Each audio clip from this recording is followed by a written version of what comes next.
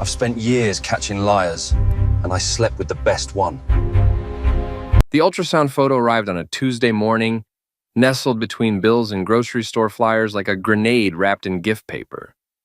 My wife Vanessa stood at our kitchen counter, her manicured fingers trembling just enough to sell the performance, tears already pooling in her perfectly lined eyes.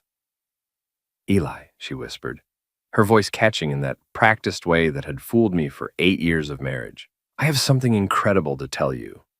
I looked up from my laptop where I'd been reviewing security camera footage for a client, my bread and butter as a private investigator who specialized in corporate theft. The irony wasn't lost on me later. There I was, catching other people's liars while living with the best one I'd ever seen.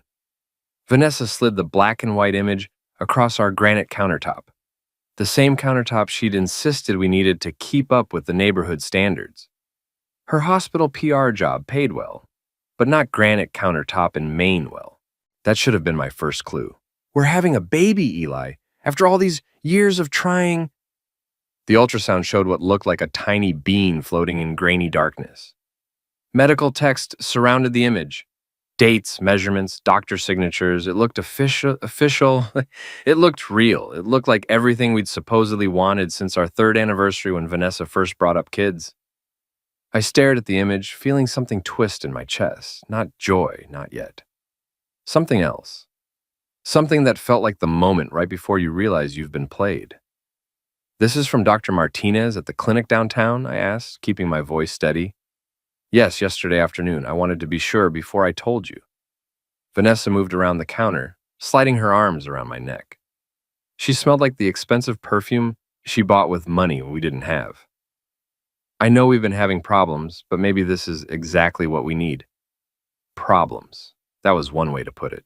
The late nights when she claimed to be working hospital fundraisers, the mysterious phone calls she took in the bathroom, the way she'd started treating me like a roommate she barely tolerated rather than a husband she'd once claimed to love. "I should call Jenna," I said, reaching for my phone. "She'll want to know she's going to be an aunt." Vanessa's grip tightened on my shoulders. "Maybe we should wait. Just keep it between us for a while. My sister's a radiologist, Van. She'll be excited to see the scan." Something flickered across Vanessa's face. Too quick for most people to catch. But I'd spent years learning to read micro-expressions for my job. Fear, panic, calculation. "Of course," she said, her smile returning. "I'm just being silly. New mom nerves, I guess." I snapped a photo of the ultrasound and texted it to Jenna with a message. "Guess who's going to be an aunt? Van's 12 weeks along." The response came back in less than 5 minutes. "Call me, now. Don't let Vanessa hear." I felt myself go cold inside. I excused myself to the bathroom, locked the door, and dialed my sister's number. Jenna answered on the first ring. "Eli, where did this ultrasound come from?" "The clinic downtown, Dr. Martinez. Why?" "Because I know every radiologist in this city, and Martinez hasn't worked here in 3 years. He moved to Portland, and Eli—" Jenna's voice dropped to a whisper. "This isn't even from an American hospital. The formatting is European, probably German or Swiss. The measurements are in centimeters only, no inches conversion. No American clinic would produce a scan like this." The bathroom suddenly felt too small. I gripped the phone tighter. "Are you sure? I'm looking at it right now on my computer. I ran it through our database. The serial number on the machine doesn't match anything in Maine. Eli, this ultrasound is either very old, from overseas, or downloaded from the internet." "Exactly." I closed my eyes, feeling 8 years of marriage crumble in real time. "Jenna, I need you to do me a favor. Can you prove this is fake?" "Already on it. Give me 2 hours." When I came out of the bathroom, Vanessa was sitting at the kitchen table, looking radiant and maternal. She'd changed into a flowing dress that did nothing to hide her completely flat stomach. "Everything okay?" she asked. "Perfect," I lied, settling back into my chair. "Jenna's thrilled. She wants to take us out to celebrate this weekend." "That sounds wonderful." For the next 2 hours, I watched my wife. Really watched her. The way she kept touching her stomach. The way she'd started leaving pregnancy books lying around. Books I now realized had appeared overnight. The way she kept checking her phone and smiling at messages she wouldn't let me see. When Jenna called back, I was ready. "It's definitely fake," she said. "I found the original image on a German medical website. It's been used in at least a dozen medical textbooks. Someone just photoshopped new dates and doctor information onto it. Can you prove it? I already have. I've got screenshots, metadata, the works. Eli, what are you going to do? I looked through the kitchen doorway at Vanessa, who was now on the couch reading What to Expect When You're Expecting with theatrical concentration. I'm going to play along, I said, and then I'm going to destroy her. The next morning, I woke up with a plan that would have made Machiavelli proud. Vanessa was already in the shower, singing softly, something she only did when she thought she was winning. The sound made my skin crawl. I called in sick to work and spent the morning in my basement office, the one room in our Victorian house that was entirely mine. Surrounded by filing cabinets and surveillance equipment, I felt more at home than I had upstairs in months. My first call was to Dave Morrison, my oldest friend and former police detective, who now ran his own security consulting business. If anyone could help me document Vanessa's lies, it was Dave. You want me to surveil your own wife? Dave's gravelly voice carried disbelief and amusement in equal measure. I want you to help me catch her in the act. She's running some kind of con, and I need evidence. What kind of con? I explained about the fake ultrasound. Dave whistled low. That's cold, even for a cheating wife. Most of them just lie about working late. So you'll help? Brother, I wouldn't miss this for the world. But Eli, you sure you want to go down this road? Sometimes it's better not to know. I already know. Now I want proof. That afternoon, I put on my best concerned husband act. I found Vanessa in her home office, typing furiously on her laptop. When she saw me, she quickly minimized whatever she'd been working on. Hey, honey, I said, leaning against the doorframe. I've been thinking about the baby. Oh? Her fingers hovered over the keyboard, ready to close the laptop entirely if needed. I'm worried. We should probably start looking into the financial side of things. Cribs, diapers, college funds. Maybe I should increase my life insurance. Vanessa's eyes lit up in a way that should have been heartwarming, but instead made me want to shower. That's so thoughtful of you. I was also thinking we should start putting money aside for unexpected medical expenses. You know, in case there are complications. Complications? For just a moment, her mask slipped. She looked genuinely confused, like an actor who'd forgotten her lines. Well, you're 33. The doctor probably mentioned that pregnancies after 30 carry higher risks. Right, yes, Dr. Martinez did mention that. Martinez, who hadn't practiced in Maine for 3 years. Maybe I should come to your next appointment. When is it? Vanessa's fingers drummed against her desk. Actually, Dr. Martinez prefers to see first-time mothers alone for the first few visits. Something about creating a safe space for questions. That's unusual. He's very progressive. I nodded like this made perfect sense. Well, when you do see him next, ask about genetic testing. My cousin had some issues with her pregnancy and early testing really helped. Of course, I'll ask. That evening, while Vanessa was supposedly at a hospital board meeting, Dave and I sat in his van across from the Pine Needle, an upscale bar downtown where Vanessa's car was parked. Through telephoto lenses, we watched my wife cozy up to a man I recognized from the hospital's website, Dr. Colin Royce, chief of surgery and married father of 2. Well, there's your smoking tool, Dave muttered, snapping photos. Question is, what's the end game? If she just wanted to cheat, why fake a pregnancy? Money, I said, watching Colin slide an envelope across the table to my wife. It's always about money. We followed them to Colin's downtown penthouse, a place that definitely wasn't in his wife's name. They stayed for 2 hours. When Vanessa finally came home at 11, she smelled like expensive cologne and lies. How was the board meeting? I asked from the couch. Boring, budget discussions. She kissed the top of my head, a gesture that once would have felt loving but now felt like a patronizing pat. I'm exhausted. I think I'll go straight to bed. The baby must be taking a lot out of you. Exactly. Growing a human is hard work. After she went upstairs, I sat in the dark living room staring at the fake ultrasound she'd left on the coffee table like a trophy. My phone buzzed with a text from Dave. Got clear shots of the money exchange. This is bigger than just an affair. The next morning, I decided to test a theory. I woke up early and made Vanessa breakfast in bed, something I hadn't done in years. What's the occasion? She asked, looking genuinely surprised. I was thinking about what you said yesterday about Dr. Martinez and the safe space thing. It made me realize I haven't been as supportive as I should be. Vanessa softened, and for a moment, I saw the woman I'd married. The one who used to laugh at my jokes and steal my hoodies and talk about our future like it was something beautiful we were building together. You've been very supportive, Eli. I want to do more. I was thinking, what if we started a baby fund? I could liquidate some investments, maybe take out a small loan.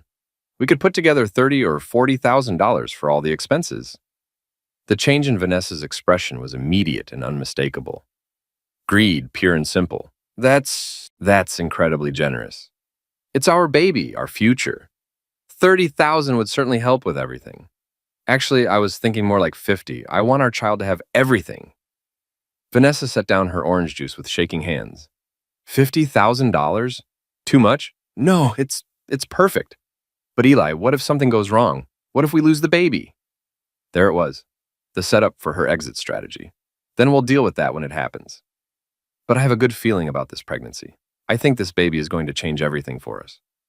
I wasn't lying. This fake baby was definitely going to change everything.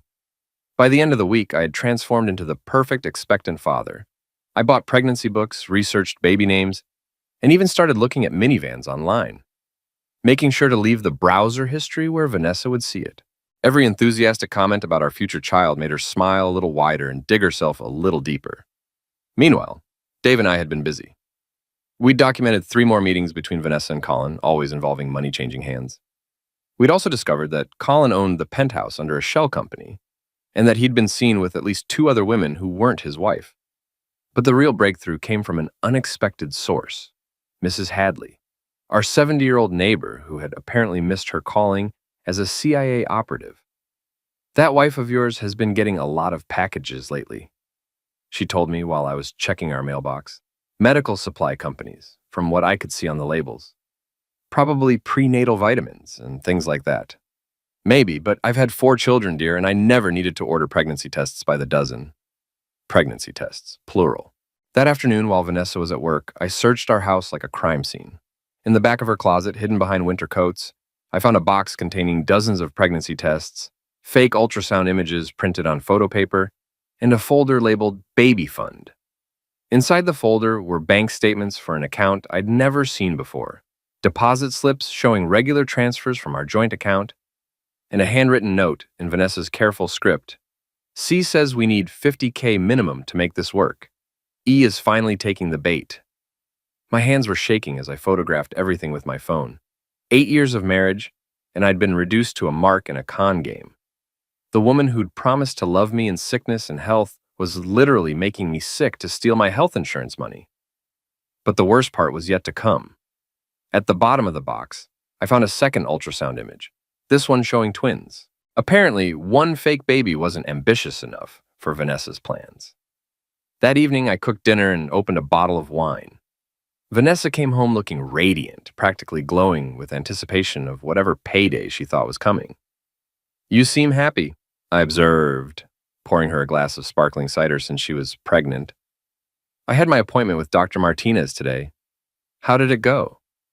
Vanessa took a deep breath, like an actor preparing for her big scene. "Eli, I have amazing news. We're not having one baby." She pulled out the twin ultrasound, watching my face for a reaction. "Twins?" I managed to sound shocked instead of disgusted. 2 perfect, healthy babies. She dabbed at her eyes with a tissue. "Dr. Martinez says everything looks wonderful, but what?" "Well, twin pregnancies are considered high risk. He's recommending some additional tests and procedures. It's going to be expensive, even with insurance." "How expensive?" "Around $36,000. $36,000. Exactly what she thought she could get away with, based on my earlier comments about the baby fund. "That's a lot of money, Van." "I know, and if we can't afford it..." She let the sentence hang, implying dire consequences for our fictional children. I reached across the table and took her hand. Her wedding ring felt cold against my palm. "We'll find a way. I'll liquidate my retirement account if I have to." "Really?" "Vanessa, these are our children. I'd do anything for them." The next morning, I called Dave with an update. "Twins now? This woman has serious ambition. She's asking for 36 grand. What are you going to do?" "Give it to her." "Eli, you can't be serious." "Not real money. Remember that counterfeiting case you worked last year? The one where they seized all those fake bills?" Dave was quiet for a long moment. "Those bills are evidence in an ongoing federal investigation. But they look real enough to fool someone who's not expecting to be conned. What you're suggesting is poetic justice." Another pause. I'll see what I can do. 2 days later, I presented Vanessa with a manila envelope containing $36,000 in counterfeit 20s that looked absolutely perfect to the unaided eye. Her hands actually trembled as she counted them. Eli, I can't believe you did this. I told you I'd do anything for our family. She kissed me then, and it felt like being kissed by a snake. I'll take this to Dr. Martinez tomorrow and get everything set up. Actually, I was thinking I should drive you. This is a big moment for us. Panic flashed across her face. You don't need to do that. These appointments can be long and boring. I don't mind. Actually, Dr. Martinez specifically said no partners for this particular procedure. Something about keeping stress levels low. What kind of procedure requires $36,000 in cash? It's not cash. I'll have them convert it to a cashier's check. Perfect. The next morning, I kissed Vanessa goodbye and watched her drive away with $36,000 in fake money. Then I called Dave. She's mobile. We're on her. I spent the day in my office, trying to work on legitimate cases while my phone buzzed with updates. Vanessa had gone straight to First National Bank, where she'd attempted to deposit the cash. The teller, trained to spot counterfeit bills, had immediately flagged the transaction and called security. By noon, my wife was in federal custody. The call came at 2:30. Mr. Carver, this is Agent Sarah Mitchell with the FBI. Your wife has been arrested for attempting to deposit counterfeit currency. She's claiming you gave her the money. That's impossible. I gave her legitimate funds from my retirement account. We'll need you to come in for questioning. Of course, I'll be right there. I hung up and allowed myself one moment of pure satisfaction. Then I called my lawyer. The FBI interview was almost anticlimactic. I sat in a sterile conference room across from Agent Mitchell, a sharp-eyed woman in her 40s who looked like she'd heard every lie ever told. Your wife claims you knowingly gave her counterfeit money. She began. Agent Mitchell, I withdrew $36,000 from my retirement account to pay for medical procedures related to my wife's pregnancy. I slid a folder across the table. Here are the bank records showing the withdrawal, along with the ultrasound images my wife showed me. Agent Mitchell examined the documents. These ultrasound images are fake.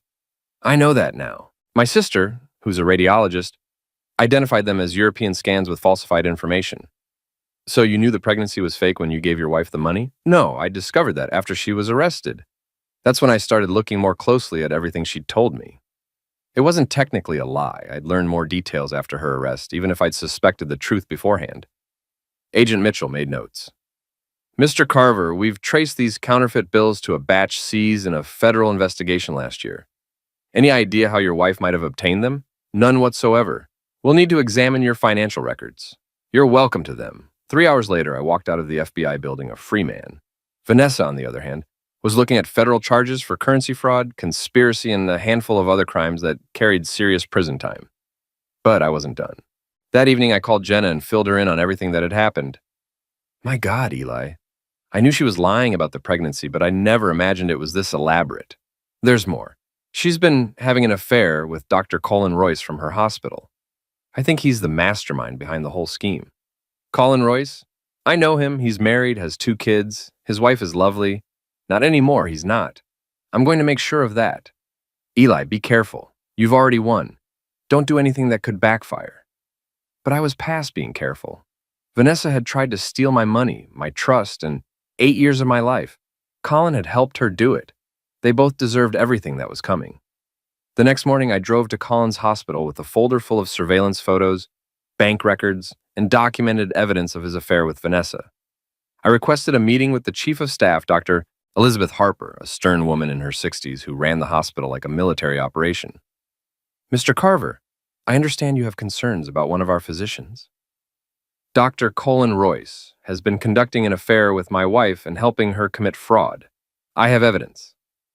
I laid out everything, the photos of Colin and Vanessa together, the money exchanges, the fake pregnancy scheme, and Vanessa's arrest for currency fraud. Dr. Harper examined each piece of evidence with clinical detachment. This is very serious, Mr. Carver. If true, Dr. Royce has violated multiple hospital policies and potentially committed criminal acts. It's all true, and there's more. I showed her the evidence Dave had gathered about Colin's penthouse and his relationships with other women. Dr. Royce appears to be using his position at this hospital to prey on vulnerable women. My wife may not be his only victim. Dr. Harper's expression grew colder with each revelation. Carver, I want to thank you for bringing this to my attention. We take these matters very seriously. What happens now? Dr. Royce will be suspended pending a full investigation. If these allegations are substantiated, he'll be terminated and reported to the medical board. I left the hospital feeling lighter than I had in months, but I still wasn't finished. That afternoon, I paid a visit to Tara Williams, Vanessa's best friend and business partner, in what I now realized had been a years-long campaign to separate me from my money. Tara ran a high-end beauty clinic downtown, the kind of place where wealthy women went to maintain their facades. Eli! Tara's surprise seemed genuine when I walked into her clinic. I heard about Vanessa. I can't believe what happened. Can't you? Something in my tone made her smile falter. I'm sorry? Tara, I know you were part of it. The fake pregnancy, the money scheme, all of it. I have no idea what you're talking about. I pulled out my phone and played a recording Dave had made of Tara and Vanessa talking outside the Pine Needle 3 days earlier. Their conversation included explicit discussion of how much money they could extract from me and when they planned to disappear. Tara's face went white. Where did you get that? Does it matter? What matters is that you helped my wife try to steal $50,000 from me. Eli, you don't understand. Vanessa said you were emotionally harmful. She said she needed money to leave you safely.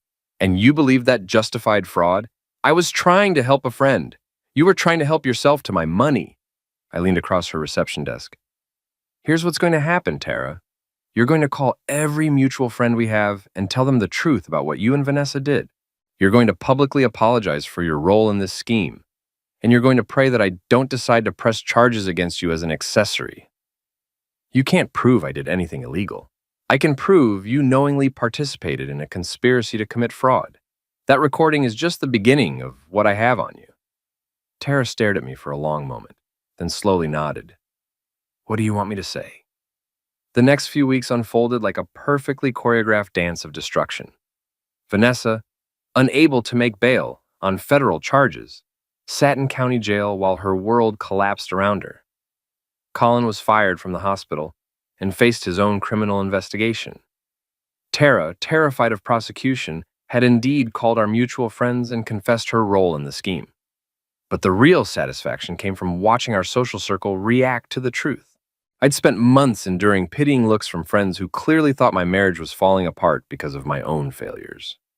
Vanessa had been spinning stories about my supposed shortcomings for years, painting herself as the long-suffering wife of a man who couldn't appreciate what he had. Now those same friends were calling to apologize. Eli, I had no idea, said Jennifer Walsh, a mutual friend from our college days. Vanessa told us you were controlling and paranoid. She said you accused her of cheating constantly. She was cheating constantly. I know that now. I'm so sorry we didn't see through her lies. The apologies felt good, but they didn't undo the damage. These people had been willing to believe the worst about me based on nothing more than Vanessa's word. They'd excluded me from social gatherings, stopped returning my calls, and generally treated me like a pariah. But there was one group of former friends who so hadn't called to apologize. The Riverside Country Club crowd that Vanessa had insisted we join 3 years ago.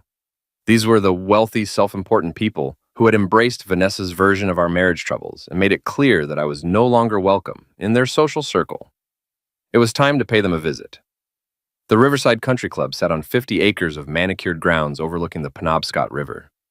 It was the kind of place where membership cost more than most people's annual salary, and where the parking lot looked like a luxury car dealership.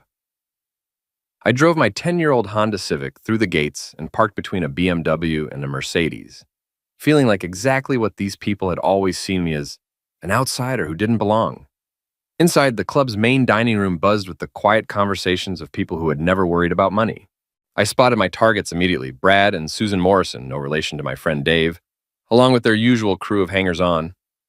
Brad had been particularly cruel during my social exile, making pointed comments about men who can't keep their wives happy, and suggesting that Vanessa deserved better than someone who was obviously not meeting her needs. I walked directly to their table. Eli! Susan's surprise was genuine and uncomfortable. What are you doing here? I thought you might want to hear how the investigation into my wife's criminal activities is going. The entire table went silent. Brad's face flushed red above his golf shirt. Look, Eli, we heard about Vanessa's legal troubles, But that doesn't mean what, Brad? That you owe me an apology for treating me like garbage for the past 2 years? You were always accusing her of cheating. Because she was cheating with Dr. Colin Royce, who's now facing criminal charges for fraud and conspiracy. She was also running a long-term con to steal my money, which is why she's currently in federal custody. I pulled out my phone and showed them a photo Dave had taken of Vanessa and Colin together. This was taken 3 weeks ago, right around the time you told me at the charity auction that I should treat my wife better if I wanted to keep her. Brad stared at the photo, his mouth opening and closing like a fish. The fake pregnancy was just the final phase of a scheme that's been running for over a year, I continued. She's been stealing money from our joint accounts, running up credit cards in my name, and planning to disappear with her boyfriend once she had drained me dry. We didn't know, Susan whispered. No, you didn't know. But you were perfectly willing to assume the worst about me based on lies from a woman who was actively committing felonies. I looked around the table at faces that had once been friendly, then cold, and were now filled with shame and embarrassment. Here's the thing about truth, I said. It always comes out eventually, and when it does, you find out who your real friends are. I turned to leave, then stopped and looked back. Oh, and Brad, next time you want to give marriage advice, maybe make sure you're not taking it from a federal criminal. The dining room had gone completely quiet. Every conversation had stopped. Every eye was on our table. I walked out through that silence, feeling like I was floating, but I still had one more stop to make. Colin Royce's penthouse had been seized by federal investigators as part of their fraud investigation. So I found him where Dave's contacts said he'd been staying, a cheap motel on the outskirts of town, the kind of place that rented rooms by the hour and didn't ask questions. I knocked on the door of room 237 at 8 o'clock on a Thursday evening. When Colin answered, he looked like a man who'd aged 10 years in 2 weeks. His usually perfect hair was disheveled, his expensive clothes wrinkled, and his eyes had the hollow look of someone who'd lost everything. What do you want? He asked. I want to talk. I have nothing to say to you. That's fine. You can listen. I pushed past him into the dingy room. It smelled like cigarettes and desperation, a far cry from his former penthouse. Nice place, I said, looking around at the water-stained walls and threadbare carpet. Really captures that fallen from grace aesthetic. Colin closed the door and leaned against it. If you're here to gloat, I'm here to make sure you understand something very clearly. I turned to face him, and for the first time in this entire ordeal, I let my anger show. You helped my wife try to steal $50,000 from me. You convinced her to fake a pregnancy, create fraudulent medical documents, and run a con that could have destroyed my life. Vanessa came to me with the plan. You just what? Decided to help her commit multiple felonies? Decided to use your medical credentials to make her lies more believable? Colin slumped into a chair. You don't understand. I was in debt. The penthouse, the lifestyle, my wife's spending. I needed money. So you decided to steal mine. It wasn't supposed to go this far. Vanessa said you were wealthy, that you wouldn't miss the money. I'm a private investigator in Maine, Colin. I'm not wealthy. That $50,000 represented years of savings, my entire retirement fund. Colin looked up at me with something that might have been shame. I'm sorry. No, you're not. You're sorry you got caught. I sat down across from him, close enough that he couldn't avoid looking at me. But here's what I really came to tell you. This isn't over. You think losing your job and facing criminal charges is the end of it, but you're wrong. What do you mean? I mean, I've spent my entire career learning how to destroy people who think they're smarter than everyone else. I know how to find information, how to document evidence, how to make sure the truth comes out. Colin's face went pale. Your wife left you, didn't she? Took the kids and moved back to her parents' house? How did you? Because I made sure she found out about all of it. The affairs, the fraud, the fake medical documents you helped create. I sent her copies of everything. You bastard. Your medical license is under review by the state board. You'll never practice medicine again. I know. The other women you conned, and yes, I found them, they're talking to prosecutors. Turns out Vanessa wasn't your only victim. Colin put his head in his hands. What do you want from me? I want you to understand that actions have consequences. I want you to know that when you target someone, you better make sure they can't fight back. I stood up and walked to the door. And Colin, if I ever see you near my wife again, if you ever contact her, if you even think about trying to continue whatever relationship you had, I will make what's happened to you so far look like a vacation. I opened the door and stepped into the hallway. Enjoy the motel. 3 months later, I sat in a courtroom watching Vanessa plead guilty to federal fraud charges. She looked smaller somehow, diminished by orange jail scrubs and the reality of what she'd done. Her lawyer had negotiated a plea deal, 18 months in federal prison, followed by 3 years of probation and full restitution.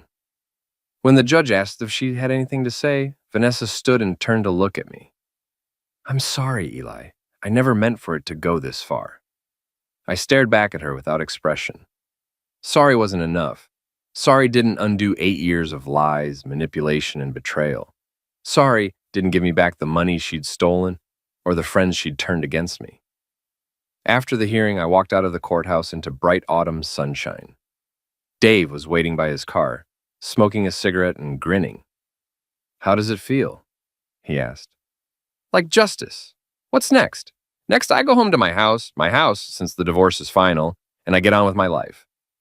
The divorce had been swift and brutal. With Vanessa in federal custody and facing criminal charges, her lawyer had advised her not to fight my petition. I kept the house, the business, and what was left of our assets after restitution. She kept her prison sentence and her criminal record. That evening, I sat on my front porch with a beer, watching Mrs. Hadley tend her garden. She waved at me, and I waved back. It was good to have neighbors who weren't trying to con me. My phone buzzed with a text from Jenna. "Dinner Sunday? I'm making your favorite." I texted back, "Wouldn't miss it." Another text, this one from Jennifer Walsh. "Book club is starting up again. You should join us." "I'll think about it," I replied. The truth was, I was looking forward to rebuilding my social life. The people who mattered had come back, apologizing for believing Vanessa's lies and welcoming me back into their lives. The people who didn't matter, like Brad and Susan Morrison, had simply disappeared, probably too embarrassed to face me. As for Colin, he'd pleaded guilty to his own set of charges and received 2 years in federal prison. His medical license had been permanently revoked, his wife had divorced him, and he'd lost custody of his children. The last I heard, he was working at a call center in another state, living in a studio apartment, and driving a 15-year-old Honda. I finished my beer and went inside to my quiet, peaceful house. No more lies, no more manipulation, no more fake emergencies designed to separate me from my money. Just silence, solitude, and the satisfaction of knowing that justice had been served. In my office, I opened my laptop and started working on a new case. A simple insurance fraud investigation that would probably take a week to solve and pay enough to cover my mortgage for 2 months. It was good to be back to work. It was good to be back to my life. But most of all, it was good to know that sometimes the good guys really do win. 6 months after Vanessa's sentencing, I received an unexpected visitor. I was working in my garden, something I'd taken up to fill the quiet hours, when a car pulled into my driveway. The woman who got out was about my age, with kind eyes and a nervous smile. She introduced herself as Lisa Royce, Colin's ex-wife. "I wanted to thank you," she said. "For what?" "For exposing what my husband was doing. I know it probably wasn't about helping me, but you saved me from years more of lies." We talked for an hour. Lisa told me about the other women Colin had been involved with, the money he'd stolen from their joint accounts, and the elaborate lies he'd constructed to hide his double life. "I thought I was going crazy," she said. "He was so good at making me doubt myself. I know the feeling." "Are you dating anyone?" she asked as she was leaving. "No, I'm not ready for that yet. When you are, call me. I know some wonderful single women who would love to meet an honest man." I laughed. "I'll keep that in mind." After she left, I went back to my garden. The tomatoes were coming in well, and I had enough vegetables to last through the fall. It was a simple pleasure, growing things, nurturing them, watching them thrive. My phone rang. Dave's number. "You busy?" he asked. "Just gardening. What's up?" "Got a case that might interest you. Cheating spouse, possible fraud. Client's willing to pay double your usual rate. Send me the details." "Already did. Check your email." I walked inside and opened my laptop. The case looked straightforward. A woman suspected her husband of having an affair and hiding assets before filing for divorce. It was exactly the kind of work I was good at, and exactly the kind of justice I believed in. I called the client and scheduled a meeting for the next morning. That night, I sat on my porch with another beer, watching the sun set over my neighborhood. Mrs. Hadley was still in her garden, and she waved at me again. A couple walked by with their dog, nodding hello. Normal people living normal lives. No cons or schemes or elaborate deceptions. It was exactly what I wanted. My phone buzzed with one final text of the day from a number I didn't recognize. "This is Vanessa. I get one phone call a week. I wanted you to know I'm sorry for everything. I hope you can forgive me someday." I stared at the message for a long moment, then deleted it without responding. Some things didn't deserve forgiveness. Some people had to live with the consequences of their choices. I finished my beer and went inside, locking the door behind me. Tomorrow would bring new cases, new challenges, new opportunities to help people find the truth. But tonight, I was content to sit in my quiet house, surrounded by the peace that comes from knowing that justice had been served, that truth had prevailed, and that sometimes the underdog really does get his revenge.